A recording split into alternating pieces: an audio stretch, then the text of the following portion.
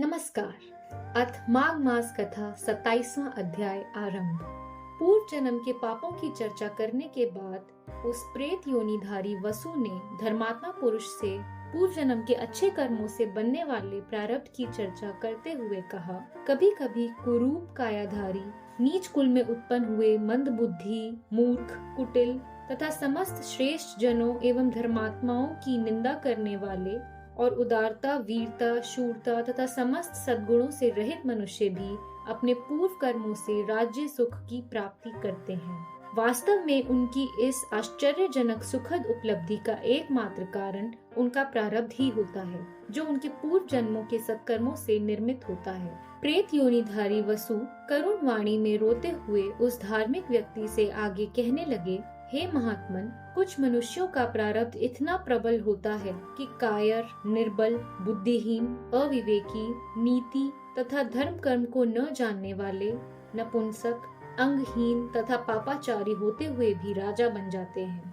उन मूर्खों और पापियों के इस प्रकार के चमत्कारी सुखद जीवन का एकमात्र कारण उनके पूर्व जन्मों के सत्कर्मों के निमित्त प्रारब्ध ही होता है। यही कारण है अपने वर्तमान जीवन में कुछ मनुष्य धर्म विरुद्ध जीवन जीते हुए भी समस्त सुखों एवं ऐश्वर्यों भोगों को प्राप्त करते हैं, परंतु ऐसे तभी होता है जबकि उनके पूर्व जन्म के कृत्य पूर्ण धार्मिक हों। पूर्व जन्मों में उन्होंने गौ, भूमि, अन्न, वस्त्र, स्वर्ण इत्यादि का दान किया होता है। इन पुण्य कार्यों की शक्ति से ही उनका प्रारब्ध उनके वर्तमान को हर प्रकार से सुखी बनाता है। ईश्वर तथा धर्म का ऐसा ही विधान है। इसमें रंच मात्र भी संशय या तर्क करना कोई महत्व नहीं रखता है। प्रेत योनिधारी वसु ने अपने कई जन्मों के जीवन से अर्जित ज्ञान के बल पर कहा, जिस प्रकार सत्कर्मों से सुंदर एवं सुखद प्रारब्ध का निर्माण होता है, उसी प्रकार जिन मनुष्यों ने कभी भी अपने पूर्व जन्म में किसी प्रकार के सत्कर्म नहीं किए हैं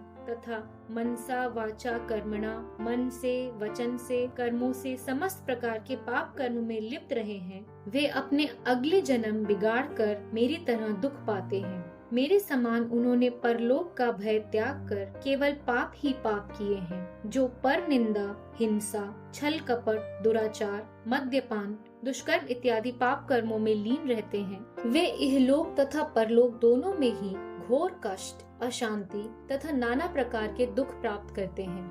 हे ब्राह्मण, मेरे इस कथन का प्रत्यक्ष प्रमाण तुम्हारे सम्मुख मैं स्वयं हूँ। वर्तमान में यह जो प्रेत योनि मुझे प्राप्त हुई है तथा मैं जो असहाय होकर दीनहीन दशा में भूख, प्यास, सर्दी, गर्मी के कष्टों को भोग रहा हूँ, ये सब मेरे पूर्व जन्म में किए गए अपकर्मों और पापों का ही परिणाम है। प्रेत योनिधारी वसु ने निकट आकर जल पिलाने की प्रार्थना करते हुए उस धार्मिक व्यक्ति से कहा, मेरा अहो भाग्य कि मुझे तुम्हारे दर्शन प्राप्त हुए। तुम विष्णु भक्त हो, माता पिता तथा गुरुजनों की सेवा करने वाले हो, धर्मात्मा एवं सदाचारी हो, सदैव ही देवाधिदेव विष्णु की भक्ति में लीन रहते हो। तुम्हारा जीवन धर्म और सत्कर्मों के अधीन है। अतएव हमारे जैसे भूत, प्रेत, राक्षस, पिशाच, बेताल, कुंड, मांड इत्यादि दुष्ट तथा हिंसक योनिधारियों से तुम्हारा स्वप्न में भी कोई अनिष्ट या अहित नहीं हो सकता। तुम हम सबसे अधिक शक्तिशाली हो। तुम्हें हमारा भय नहीं करना चाहिए। हमसे डरने की तुम्हें कोई आवश्यकता नहीं है।